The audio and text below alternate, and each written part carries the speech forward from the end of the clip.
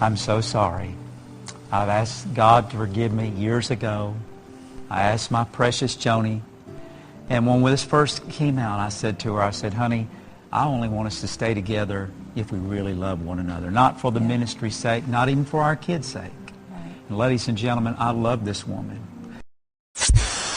Something is happening right now at one of the largest Christian television networks in the world, and the people who are supposed to be accountable to the public are saying absolutely nothing. Joni Lamb, the co-founder and president of Daystar Television Network, died on May 7th, 2026. She was 65 years old, and since that day, the board of directors of an organization with programming reaching more than 2.3 billion homes worldwide has issued exactly 0 public statements about who is leading that organization, who controls its finances, or what happens next. That silence is not just disappointing. Under federal nonprofit law, it raises serious and legitimate questions about whether this board is meeting its legal obligations to the public it exists to serve. Before we go further, here is what you need to know. Everything in this video comes from documented, published sources, authenticated audio recordings, verified expense reports, police records, property documents, and investigative journalism by the Roy's Report, NPR, the Trinity Foundation, the Fort Worth Report, and Religion News Service. Where allegations are unproven, we will say so. Where charges were investigated and not filed, we will say that too. This is a documented record of institutional behavior at an organization that receives donations from the public and operates under federal tax exemption. The public has a right to know what is happening there. To understand the current crisis, you need to understand what produced it.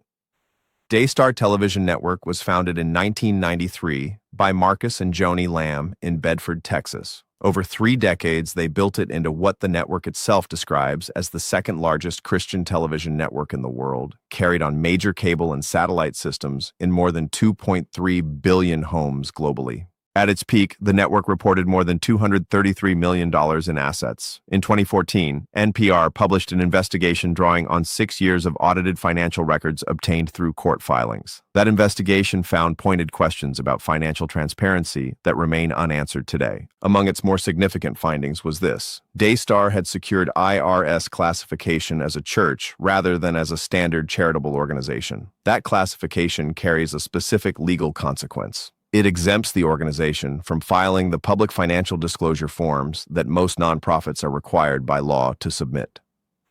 The IRS Form 990I, the document that allows any member of the public to examine a charity's income, expenditures, executive compensation, and governance, does not apply to Daystar. Viewers who gave an annual average of $35 million to this network had no legally mandated mechanism for knowing how those funds were actually used.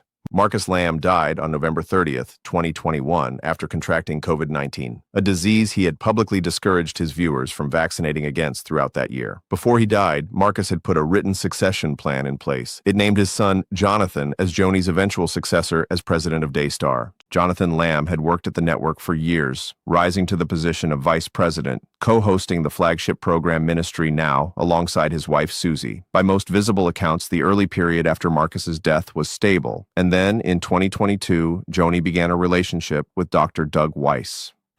Doug Weiss was a Colorado-based Christian counselor and author who had been a recurring guest on Daystar's programming. He had appeared on the network as recently as 2019 alongside his wife Lisa, describing her publicly as the person with the purest heart he had ever met. He filed for divorce from Lisa just 58 days after Marcus Lamb passed away. Jonathan, Susie, and all 3 of Joni's children held deep theological objections to the developing relationship. They believed Weiss lacked biblical grounds for his divorce, and that any remarriage would be adulterous under the scriptural framework Daystar had preached for 30 years. A trusted family advisor placed a written warning about Weiss directly in Joni's hands. Doug's own wife reportedly sought to reconcile the marriage. None of it changed Joni's course. She married Doug Weiss on June 10th, 2023. According to multiple accounts, none of her 3 children attended the wedding. The financial consequences of that marriage are documented in primary source records obtained by the Roy's Report and the Trinity Foundation. 2 separate Daystar expense reports show that Joni Lamb charged approximately $103,818 to her Daystar corporate credit card for a honeymoon at Las Ventanas al Paraíso, a Rosewood luxury resort in Los Cabos, Mexico. The first charge of $36,780 appeared on the card in October 2022. before the wedding. The second charge of $60,041 appeared in May 2023. Both charges carried a notation in Johnny's assistant's handwriting, identifying the guests as Joni Lamb and Doug Weiss. The total itemized resort bill, including food, beverages, and gratuities, came to $103,818. Jonathan Lamb told the Roy's Report that when he raised this at an August 2023 board meeting, board member Tom Callender decided to simply gift the approximately $100,000 to Joni from Daystar funds. In December 2024, Joni Lamb stated on camera, "Absolutely not. Not one penny of Daystar's money was used for our honeymoon." The Roy's Report asked Daystar twice to provide documentation proving the charges had been reimbursed, and asked specifically for the date of any reimbursement. Daystar's written statement said all personal expenses on corporate cards are fully reimbursed. No documentation was provided. On a separately authenticated audio recording from a September 2023 meeting, Jonathan is heard saying to board member Callender, CFO Arnold Torres, and attorney John Lynch, "I didn't agree that Daystar paid your $100,000 honeymoon." Nobody on that recording disputed the claim. The honeymoon expenses were not the only financial story the records tell. The Trinity Foundation, an independent watchdog organization that monitors religious broadcasting, documented that Daystar's private jet made 24 round-trip flights between Fort Worth and Colorado Springs, where Doug Weiss is based, between October 2022 and May 2024. The same jet made 13 round-trip flights to Destin, Florida during that same period. In September 2023, Joni and Weiss purchased a beachfront condominium near Destin for $2.9 million. The Trinity Foundation estimated the total cost of those private jet flights at $769,220. These figures come from flight logs and public property records, not from anonymous sources. Now let us turn to what happened to Jonathan and Susie Lamb, because the documented sequence of events directed at them is unlike anything typically associated with a Christian ministry. The conflict between Jonathan and Joni escalated sharply in July 2023. During a taping of Ministry Now, Jonathan and Susie refused to read on air a viewer comment that praised Joni's marriage to Weiss. In a July 2023 meeting that Jonathan subsequently recorded, Joni and her close ally, Pastor Jimmy Evans, the founder of XO Marriage, told the couple more than 100 times to submit. Jonathan afterwards sent his mother a written email documenting what had occurred. In that email, which is on file with the Roy's Report and has been authenticated, Jonathan wrote that Joni and Evans had emasculated him during the meeting and quoted the specific language they used. Those are documented words from an email Jonathan wrote to his own mother, and they represent the recorded institutional vocabulary of a Christian network toward a family member who declined to endorse a remarriage. Joni fired Susie shortly after. The Roy's Report reached out to Joni for comment. She did not respond. Then came November 7th, 2023. Jonathan told the Roy's Report that he felt an unexplained impulse to pull up the security camera feeds at Daystar's Bedford campus that afternoon. As vice president, he had access to all 30-plus cameras on the property. On one feed, he saw Shannon Kelly, Daystar's head of security, open the trunk of Jonathan's company vehicle and reach around inside for approximately 30 seconds. Jonathan immediately suspected a tracking device had been placed in the car. He called Kelly, who denied it. The following morning, a mechanic found a GPS tracker in the trunk. According to Jonathan, in nearly 30 years of Daystar's operation, a tracking device had never been placed in a company vehicle. Joni's assistant subsequently called Jonathan and claimed trackers had been placed in all company vehicles after Marcus's death in November 2021. But Shannon Kelly's own expense report, which Jonathan shared with the Roy's Report and which is publicly documented, shows the trackers were purchased in October 2023, almost 2 full years after the date the assistant cited. The Roy's Report contacted Daystar twice, asking when the tracker was placed in Jonathan's car and why. Daystar did not respond. 9 days after Jonathan found the tracker, on November 16, 2023, Daystar convened a board meeting. The board at that time consisted of Joni Lamb, Jonathan Lamb, and attorney Tom Callender. During the meeting, CFO Arnold Torres was voted onto the board, increasing its membership from 3 to 4 at a moment of maximum internal conflict. The board then presented Jonathan with a demand: sign a non-disclosure agreement or be removed from both his executive position and from the board itself. Jonathan refused. He recorded the entire meeting. He subsequently gave that recording to the Roy's Report, which published it in full and authenticated it. On that recording, Callender tells Jonathan directly, "If you do not do that, then you are removing yourself from the board and removing yourself from your vice president position." Daystar attorney John Lynch then adds on the same recording, "Everything you've said in this room is insubordination. That is an independent ground for you to be fired from your employment." Jonathan responds on the tape, "But all I've said is I won't sign an NDA." Lynch replies, "You don't have the right to go challenge the authority of your organization." Jonathan never signed the NDA.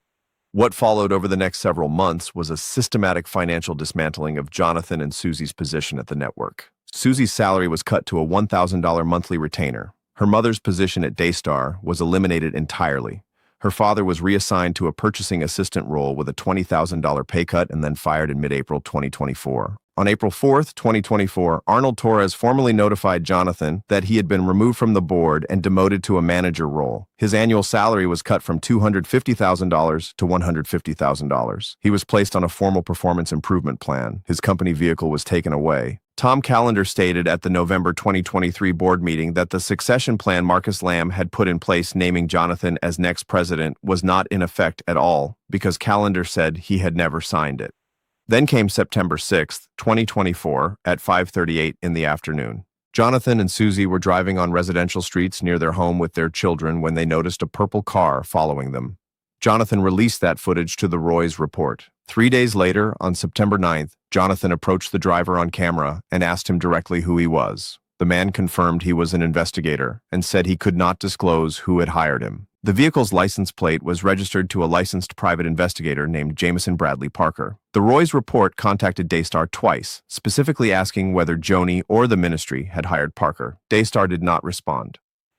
On November 16th, 2024, exactly 1 year to the day after the board meeting, where Jonathan refused to sign the NDA, Shannon Kelly, the same security chief Jonathan believed had placed the tracker in his car, arrived at Jonathan and Susie's home on a Saturday morning. He was carrying a firearm and wearing a bulletproof vest. He was there to deliver a termination letter. Jonathan noted that in Daystar's history, the network had never fired an employee on a Saturday. He told the Roy's report he believed, as with the other tactics deployed against the couple, the intent was intimidation.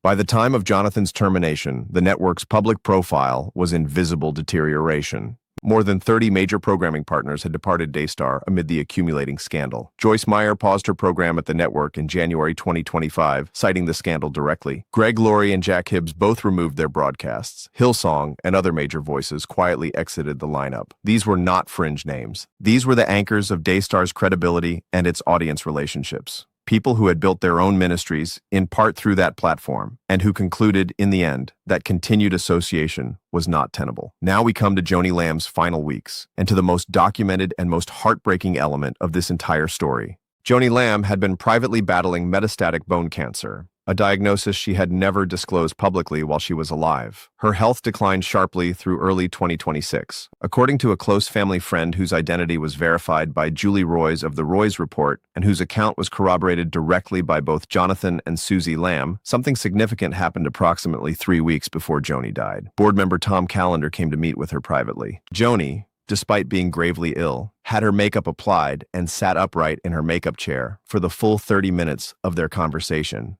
In that meeting, according to Callender's own words, as relayed in a phone call that this family friend described in detail on the Roy's Reports podcast, Joni said to Callender directly, "If Jonathan tries to reach out, give him back Daystar."